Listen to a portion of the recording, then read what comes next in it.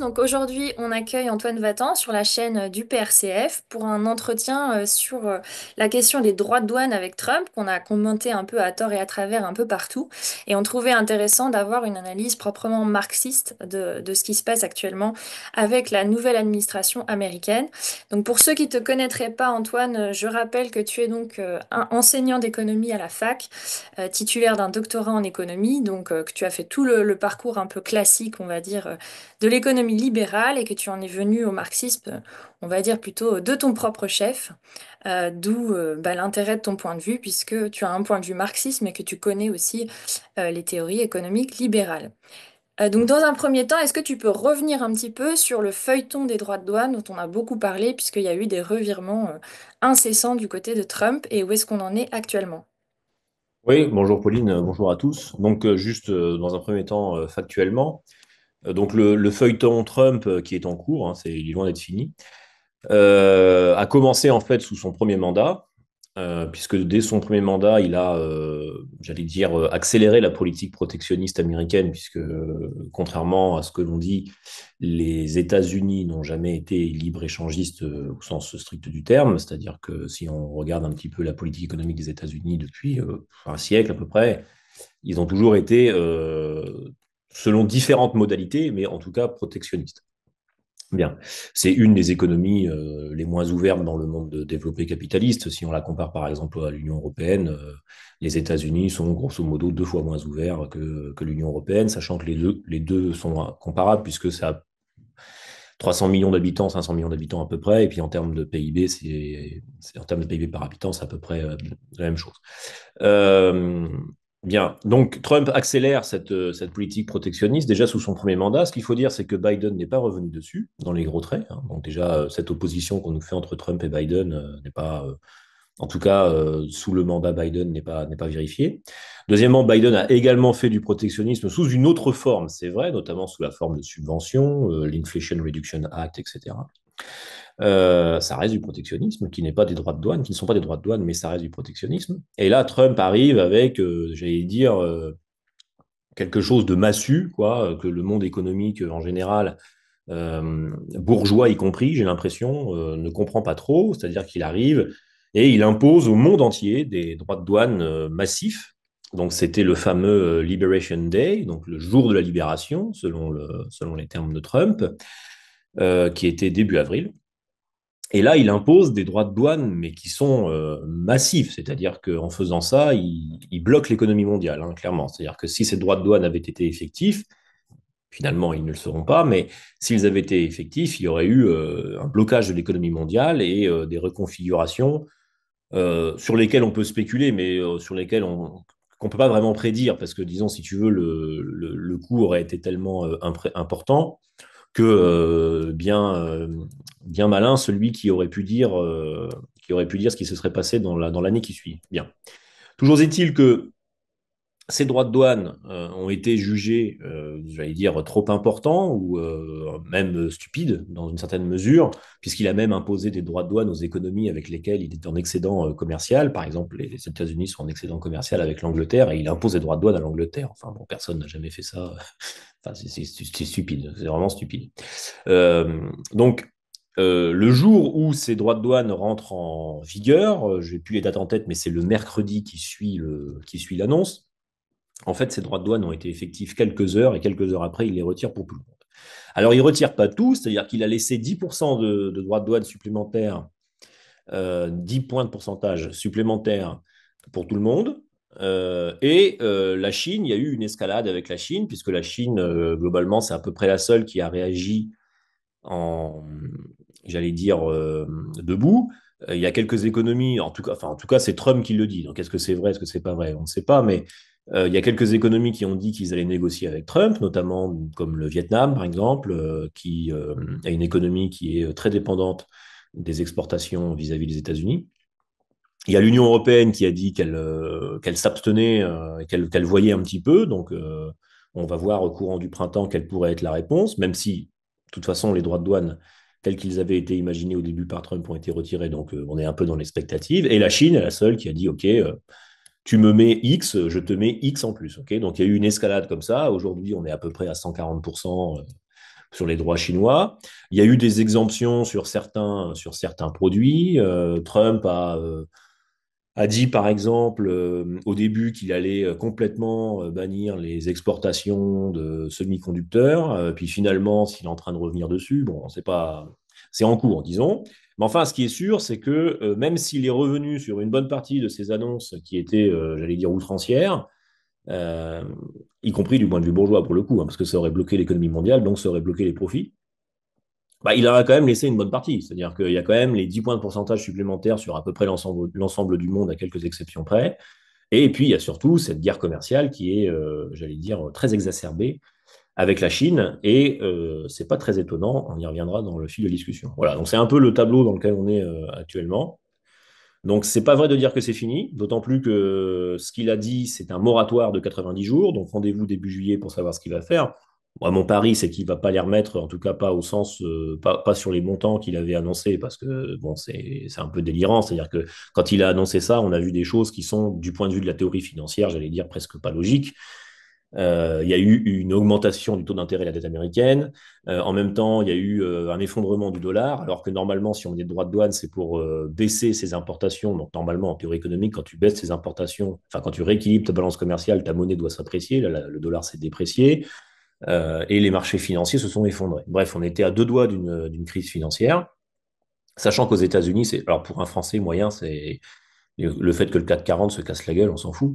Aux États-Unis, c'est pas tout à fait rien parce que les retraites sont en bonne partie payées sur les marchés financiers, avec notamment le truc le plus célèbre, c'est ce qu'ils appellent le 401 Retirement Plan. Enfin, voilà, c'est une espèce de fonds de retraite indexé sur les marchés financiers. Donc, c'est pas tout à fait rigolo pour les États-Uniens que tout s'effondre comme ça. Donc, à mon avis, il ne va pas les remettre au niveau qu'il avait annoncé en avril. Mais il y a toujours cette épée de Damoclès puisqu'il a quand même l'air assez inconstant comme monsieur. Mais en tout cas, même si finalement il dit OK, statu quo par rapport à la situation actuelle, en fait, la situation actuelle n'est pas un statu quo par rapport à pré-Trump, puisqu'il y a quand même 10% en plus surtout cette guerre avec la Chine. D'accord. Ben, la première question qu'on pourrait te poser, c'est un petit peu comment comprendre ça d'un point de vue rationnel bourgeois. On a souvent analysé le fait que Trump, les républicains, mais particulièrement Trump, était la représentation des intérêts des secteurs de la bourgeoisie, un petit peu plus liés à l'industrie, à l'immobilier, tandis que les démocrates, c'était plus la sphère financière et notamment les technologies. Or, on a vu aussi les grands géants de la tech se rallier à Trump. Mais en même temps, on a vu qu'avec ces annonces de droits de douane complètement mirobolants, comme tu l'as dit, une réaction des milieux financiers, de la bourse, etc., très très négative. Et donc on peut se demander, mais voilà, qu'est-ce qu'il fait? Qu'est-ce qui est le déterminant de sa politique économique? Est-ce que ça n'est pas en faveur des secteurs bourgeois? Et comment comprendre ça, puisque c'est bien eux qui l'ont fait élire en l'abreuvant à coups de milliards de dollars et qui sont même comme Musk en est la figure emblématique au sein même de l'administration états-unienne. Oui, alors, il y a quelque chose que je vais évacuer tout de suite, c'est le fait que je ne vais pas essayer de rationaliser complètement toutes les actions de Trump, d'accord? Je suis pas psychologue, je sais pas, mais bon, ça compte pas tout à fait pour rien non plus. Ce type a quand même l'air un peu dingue, quand même, un peu frappadingue. Je pense que les milieux bourgeois n'ont pas anticipé qu'il allait prendre des mesures aussi drastiques que ça. Néanmoins, ça ne veut pas dire qu'il n'y a pas de problème et ça ne veut pas dire que. Mais ça, on y reviendra. Pour l'instant, j'évacue ce problème. Donc voilà, je ne suis pas dans les arcanes de la Maison Blanche, je ne sais pas ce qui se trame, je ne sais pas ce qui se dit. Il y a des économistes, enfin des conseillers comme Paul Mirand qui ont des théories économiques qui sont proprement délirantes. Donc il y a tout un aspect, j'allais dire, irrévérencieux, outrancier que je ne vais pas essayer d'expliquer. Parce que c'est, enfin, en tout cas de mon point de vue, c'est-à-dire du point de vue d'un économiste, c'est assez inexplicable. Il y a aussi une part d'idéologie, certainement, probablement, je ne sais pas. Donc, je ne vais pas essayer de tout rationaliser comme ça, c'est pas possible. Il n'y a pas un plan caché derrière. Voilà. Enfin, en tout cas, je pense pas, mais bon. Ou alors, c'est vraiment stupide, parce qu'il s'est mis en position de faiblesse, notamment vis-à-vis des Chinois, on va y revenir. En tout cas, ce qui est sûr, c'est que les États-Unis ont un problème. Ce problème, alors bon, il faut bien mettre des dates dans l'histoire comme ça. Hein, le premier truc qu'on fait à l'école, on fait une frise chronologique, puis à un moment donné, on met des dates comme ça qui sont un peu arbitraires. Bon, fin du Moyen-Âge, 1492. Bon, ça pourrait être 1491. Hein, c'est pas... Mais enfin, bon, on met des dates comme ça. Alors, ce qui se passe depuis les années 80, c'est que suite à la stagflation, où les taux de profit se sont effondrés dans les années 70.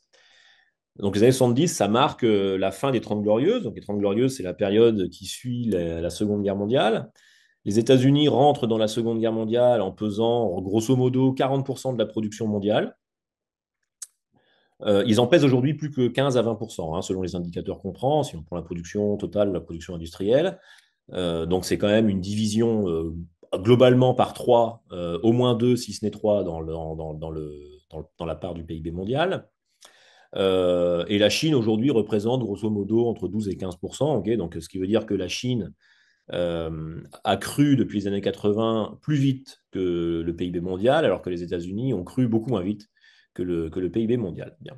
Donc dans les années 80, il va se produire ce qu'on appelle, selon les termes, une contre-révolution néoconservatrice, le néolibéralisme, la financiarisation, la mondialisation, bon, peu importe comment on appelle cette période.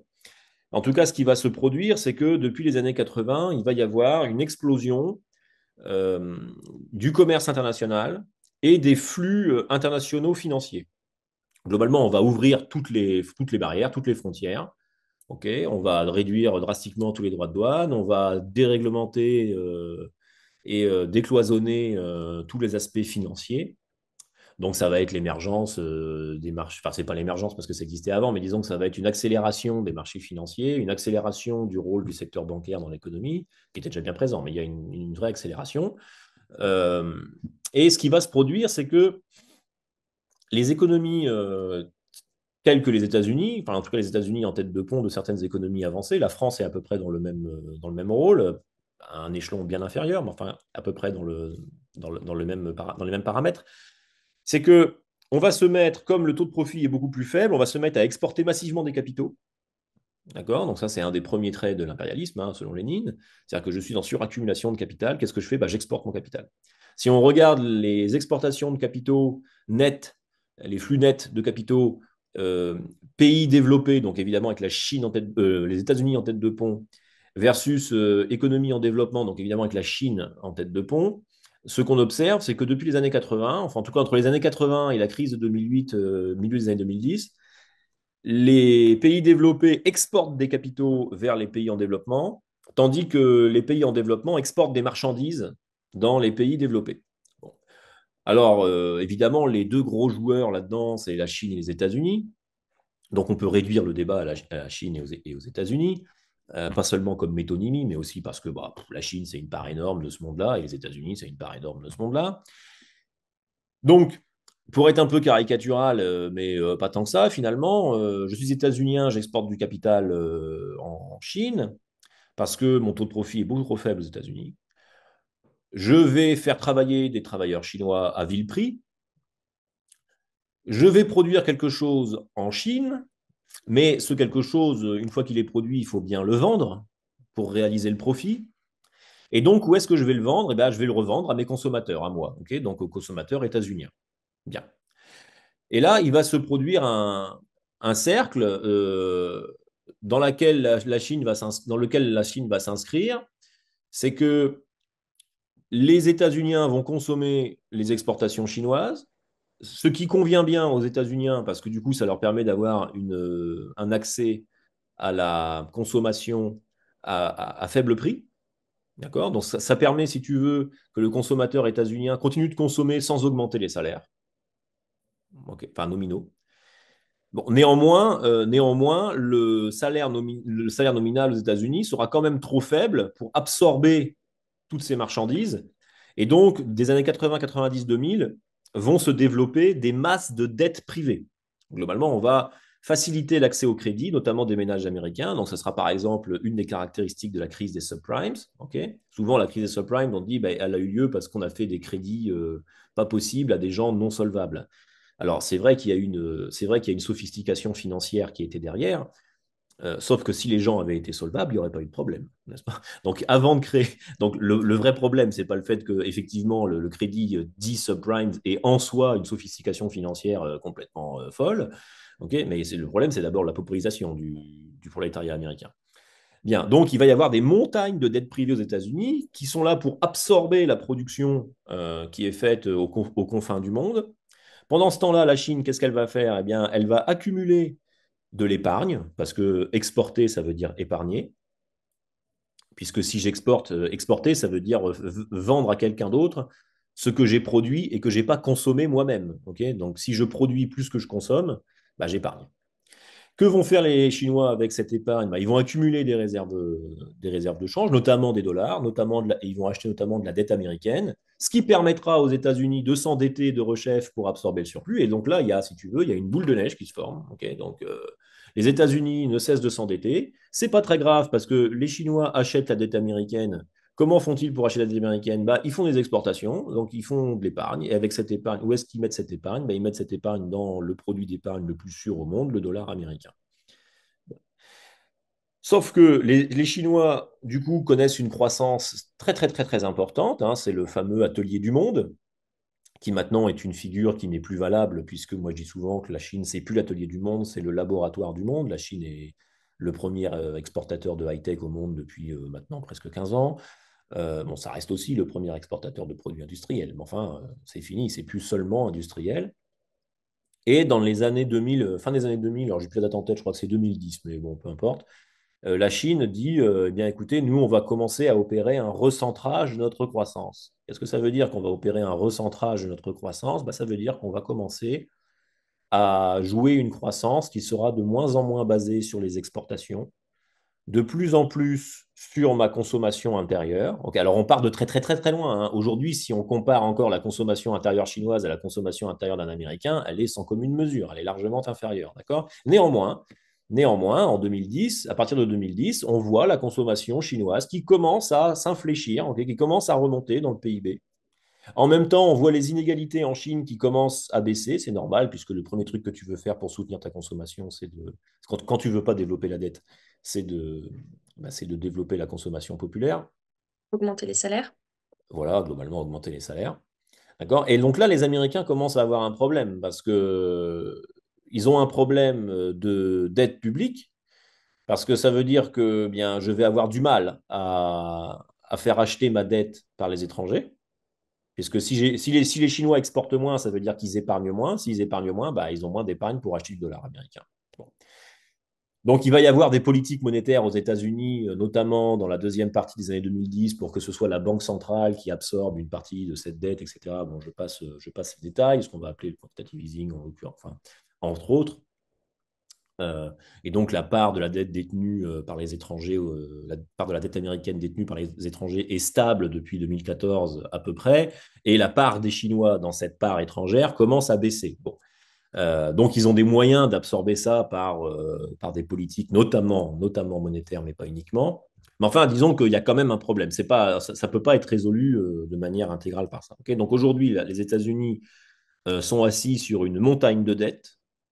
On parle souvent de la dette publique française, mais la dette publique américaine, c'est beaucoup plus important. Enfin, beaucoup plus important. C'est pas beaucoup plus important en part du PIB, c'est à peu près équivalent, un tout petit peu supérieur à la dette française. Mais du coup, comme le PIB américain est beaucoup plus gros que le PIB français, en volume, c'est énorme. Euh, du coup, ils sont en déficit commercial énorme. Voilà. Et donc, effectivement, ce discours qui va viser à dire, bien, il faut faire revenir les usines aux États-Unis. Ok, donc, ce discours un peu pro-industrie, qu'on a aussi en France. Moi, le discours que j'ai déjà dit dans des vidéos que j'ai fait avec le café marxiste que je m'en méfiais comme de la peste de ce discours, quand il y a eu une unanimité comme ça, notamment du côté bourgeois, ça sent pas très bon. Globalement, ils veulent baisser les salaires, puisque le seul moyen de faire revenir la production industrielle, c'est de baisser les salaires, en jouant le jeu du capitalisme, hein, bien sûr. Et donc, il y a cette opposition un petit peu factice entre services, industrie et secteur financier. De mon point de vue, elle est factice parce que c'est des notions comptables, l'industrie, les services et la finance. Aujourd'hui, dans l'économie capitaliste telle qu'on la connaît, c'est-à-dire une économie capitaliste qui est mondialisée, une production qui est socialisée à l'échelle mondiale, c'est une séparation comptable des choses qui vaut pour certains calculs, hein, il y a pas de problème, mais d'un point de vue du circuit économique global, ça ne vaut pas. Aujourd'hui, on ne peut pas envisager de production industrielle sans service, sans transport, sans marketing, sans service après-vente, sans je ne sais pas quoi. Okay, aujourd'hui, par exemple, Google vend des services en Europe. À chaque fois que tu vas sur ton moteur de recherche, Google vend de la publicité, c'est un service qui est vendu. Bien. Ok, mais sauf que pour que ce service soit vendu, il y a des tonnes de data centers, des tonnes de microprocesseurs, des kilomètres et des kilomètres de câbles de cuivre, de fibres optiques, que sais-je, j'en sais rien, je ne suis pas informaticien, j'y connais rien, mais enfin, tout ce service est assis sur une production industrielle énorme. Okay, donc, quand on dit qu'il y a une désindustrialisation du monde, c'est pas vrai. C'est vrai en part du PIB, mais c'est pas vrai en soi. On n'a jamais produit autant de production industrielle qu'en ce moment. Okay, donc il y a une dichotomie un peu factice et je crois que c'est ça que Trump est en train de découvrir. C'est-à-dire qu'aujourd'hui, les monopoles américains qui sont aussi un peu industriels quand même, hein. Il y a pas plus d'industrie aux États-Unis. Il y a encore une industrie qui est quand même conséquente aux États-Unis, même si elle est déficitaire. Mais l'ensemble de la production, l'ensemble de la force de l'économie américaine aujourd'hui, que sont notamment les GAFAM, sont assis sur une montagne d'industrie. Okay, et cette industrie, elle est produite certes pour une partie en Chine, etc. Mais dire je vais bloquer les exportations chinoises et je vais tout faire revenir, premièrement, ça ne se fait pas du jour au lendemain. Il faut plusieurs années pour construire une usine, pour embaucher des gens, d'autant plus que les États-Unis sont sont au plein emploi. Hein, il y a 4% de chômage aux États-Unis, ce qui correspond au plein emploi. Ce qui veut dire qu'aujourd'hui, admettons qu'ils fassent revenir une usine aux États-Unis, pour l'instant, il n'y a personne à mettre dedans. Donc, sauf à proposer des salaires beaucoup plus élevés pour que les gens quittent leur emploi. Et puis, mais bon, s'ils font ça, le coût de production de, je sais pas quoi, de Google, reprenons ça, va exploser. Donc, ça ne convient pas trop à la bourgeoisie américaine. Bien. Mais néanmoins, il y a quand même un problème de fond qui est celui-là, qui est le problème des déséquilibres macroéconomiques qu'il y a entre la Chine et les États-Unis, globalement. La Chine est en train de se retirer un petit peu de ce jeu qu'elle a joué pendant une trentaine d'années. Et c'est un jeu qu'on ne peut pas jouer tout seul, hein, auquel on ne peut pas jouer tout seul. Hein. C'est pas comme au tennis. Si ton partenaire se retire, tu ne peux pas jouer contre un mur. C'est une valse qui se fait à deux. Et dans cette valse qui se fait à deux, bah, la Chine est en position de force. Premièrement, parce qu'elle a un tissu industriel qui est très important. Deuxièmement, elle a une consommation qui est très basse. C'est bête à dire, mais aujourd'hui, le consommateur américain, tu lui doubles son prix du iPhone et le prix de sa casquette de baseball, il va devenir fou. Hein. Enfin, je veux dire, il va descendre dans la rue. Je ne sais pas ce qu'il va faire, mais ça ne va pas aller, quoi. La consommation chinoise, elle est très basse et elle est historiquement très basse. C'est un pays qui vivait dans des conditions presque moyenâgeuses il y a de ça un siècle, un trois quarts de siècle. Admettons que l'économie mondiale se contracte, la Chine va avoir mal aussi, elle n'a pas du tout intérêt à cette guerre commerciale, mais elle a beaucoup plus les moyens de résister, en tout cas plus longtemps, que les États-Unis. Notamment parce que les États-Unis, bah, il y a ce facteur de consommation, il y a une dette énorme, et il y a, c'est vrai, un tissu industriel qui, par rapport à la Chine, est très dégradé. Okay. Donc le problème de Trump, c'est ça. Le problème de Trump, c'est ça. Et donc il a choisi de réagir à la serpe. Okay. Et ce qu'il fait, en fait, si on y réfléchit, ce qu'il fait, qu'est-ce que ça veut dire, ce problème? Ben, ça veut dire que globalement, le consommateur américain est trop riche. Parce qu'il consomme trop, et donc c'est pour ça qu'ils importent énormément. Et donc, par un biais ou par un autre, il faut baisser les salaires. Voilà. Et mettre des droits de douane énormes comme ça, eh bien, ça correspond à une baisse des salaires. Parce qu'à la fin, c'est le consommateur qui paye le droit de douane. Okay. Pas intégralement, mais selon les calculs économiques, une bonne partie quand même.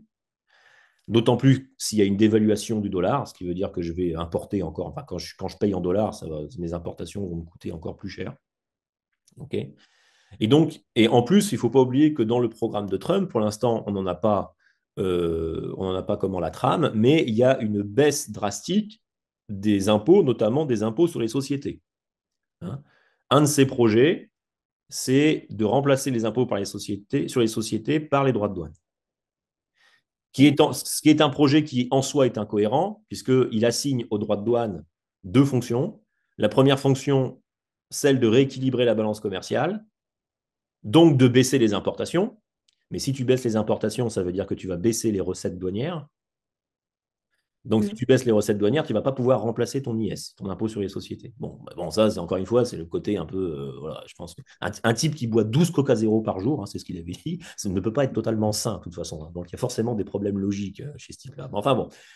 Donc, mais globalement, admettons la logique. La logique, c'est quoi? Bah, c'est de baisser l'impôt sur les sociétés et de le remplacer par des impôts qui sont des.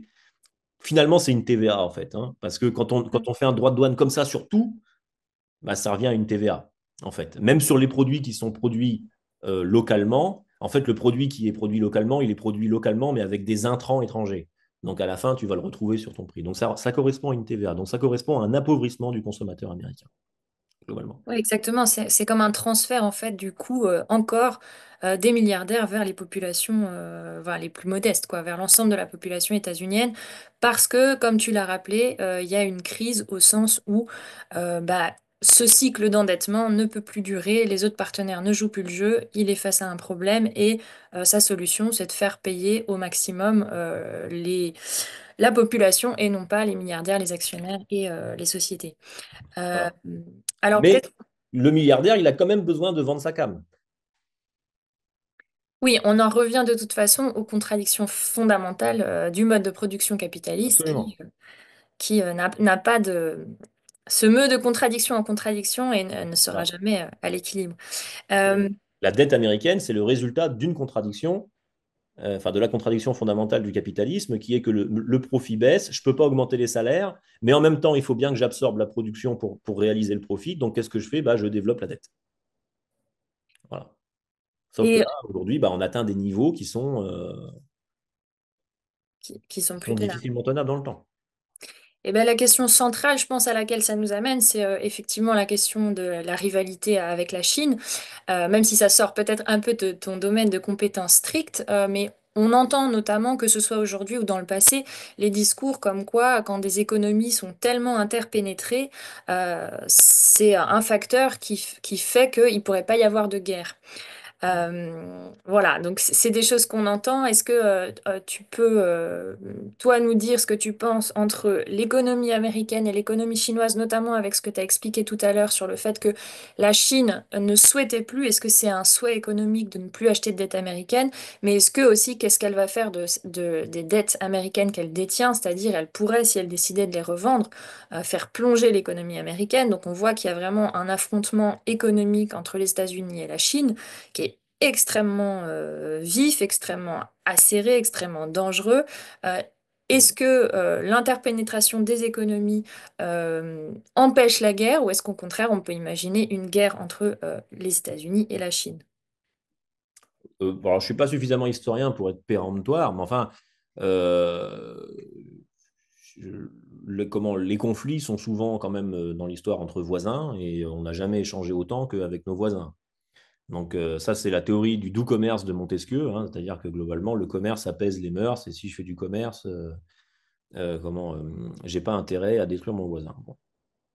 Alors, il y a quand même des ressorts là-dedans qui sont vrais, c'est-à-dire que si on ne s'intéresse qu'à la rationalité économique de court terme, c'est vrai que j'ai pas intérêt à rentrer en conflit avec la Chine parce qu'une bonne partie de mon profit est produit et réalisé grâce à l'économie chinoise. Et la Chine n'a pas intérêt à rentrer en conflit avec les États-Unis parce qu'une bonne partie des revenus chinois sont basés sur la consommation américaine. Bon. Donc il y a une interpénétration effectivement de l'économie. Est-ce que ça empêche les conflits? Non. Pas du tout. Enfin, en tout cas, pas de mon point de vue.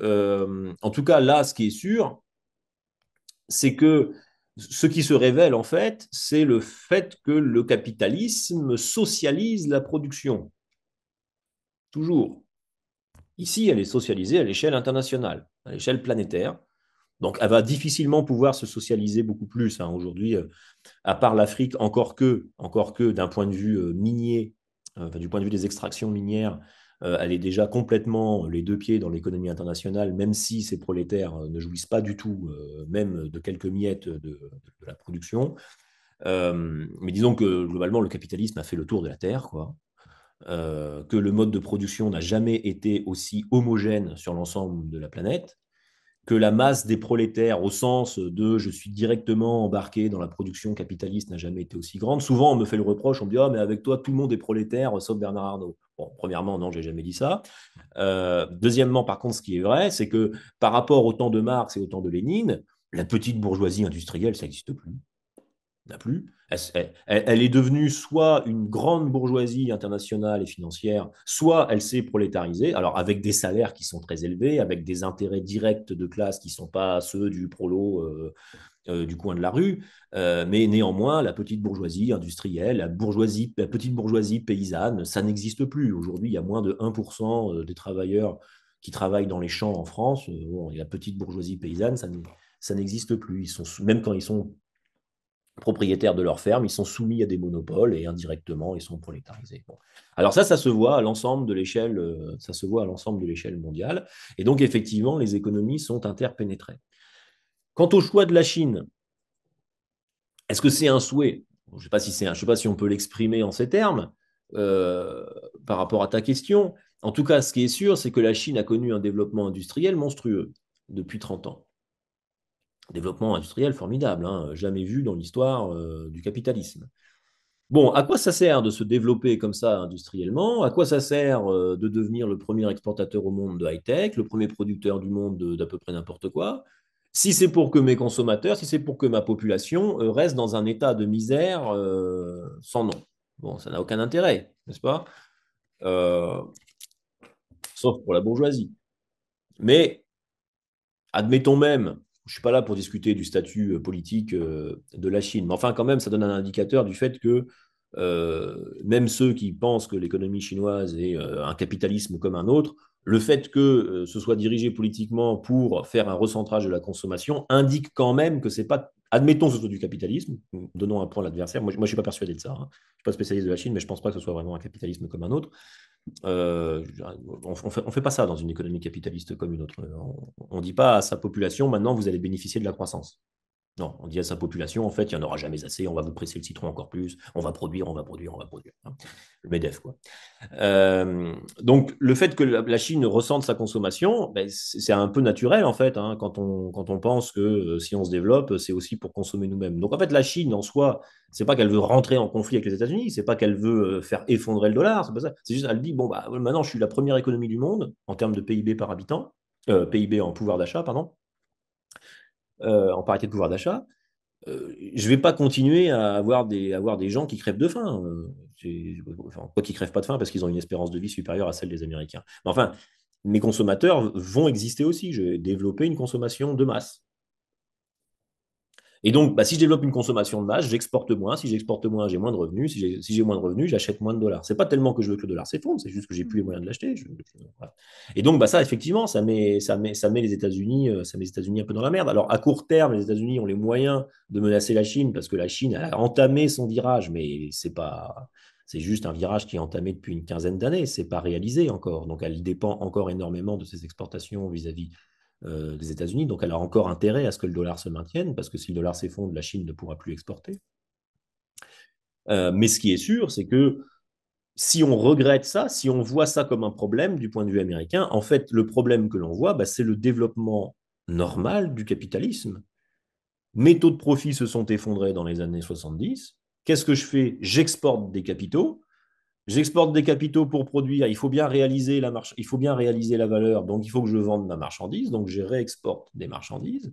Et donc on se dit, souvent j'entends dans les discours de certains économistes, les Américains se sont fait, entre guillemets, niquer par les Chinois. Ils ne se sont pas fait niquer par les Chinois. C'est juste le développement normal du capitalisme. Le capitalisme organise une socialisation de la production à l'échelle planétaire. Voilà, c'est ça le problème. Sauf que, bah, à un moment donné, effectivement, dès l'instant que quelqu'un voudrait bénéficier des fruits de cette croissance, bah, ça pose problème. En fait, il n'y aurait pas de problème si les Chinois disaient, bah, écoutez, vous inquiétez pas, on va maintenir notre population dans une misère sans nom et on va continuer à produire pour vos consommateurs ad vitam aeternam. Okay, et donc, si on tend les courbes mathématiquement, ça veut dire que le salaire chinois il va tendre vers zéro puisqu'il ne va pas bouger alors que la production va augmenter, augmenter. Donc en relatif, ça veut dire que les Chinois accepteraient finalement de produire pour tout le monde sans jamais consommer eux-mêmes. Si ça existait, ce qui n'est pas possible, mais si ça existait, hein, ce qui s'appelle globalement du colonialisme, hein, Mhm. tu maintiens des gens en esclavage, tu leur fais produire énormément de trucs, ok, et puis bah voilà, tu continues à absorber la production comme ça. Bon, il y a quand même des contradictions, mais à plus long terme, si tu veux. Donc voilà, donc le problème, si tu veux, de l'économie américaine aujourd'hui, bah, c'est que le salaire chinois augmente, hein, globalement. Et là, ils viennent de voter 10% d'augmentation du ce qu'on appelle chez nous le SMIC il y a D'accord. quelques semaines, quoi. Ok. Donc voilà le problème, grosso modo. Bon, donc ça ne veut pas dire que ce que fait Trump est parfaitement rationnel, hein. Il y a un côté foutraque qu'on ne comprend pas. Mais par contre, le problème qui est sur la table ne va pas disparaître avec Trump. Admettons que Trump perde les midterms ou revienne intégralement sur sa politique, ce problème fondamental est toujours là. Mm. Oui, et on comprend et ça nous montre un petit peu que dans un régime capitaliste, la volonté de démondialiser l'économie, on a l'impression que c'est un peu un vœu pieux, quoi. Oui, alors ça peut se faire, hein, mais il faut organiser une troisième guerre mondiale. À court terme, tout le monde va perdre, ce qui est un moyen de dévaloriser le dénominateur, hein. Alors souvent, on dit, mais pourquoi la bourgeoisie organise des guerres? Parce qu'elle y perd énormément. Mais il ne faut pas voir ça comme le point de vue d'un bourgeois individuel. Il faut voir ça comme le mode de production capitaliste dans son ensemble. À un moment donné, la suraccumulation de capital, on y est aujourd'hui, euh, pose problème. Et donc, il faut dévaloriser ce capital. Et un des moyens de dévaloriser ce capital, bah, c'est d'organiser une bonne guerre, hein. Comme dit le bourgeois, une bonne guerre, ça assainit l'économie. Dans un certain sens, c'est pas faux. Dans un certain sens, en économie capitaliste, c'est pas faux. Alors, c'est peut-être vers ça qu'on se dirige.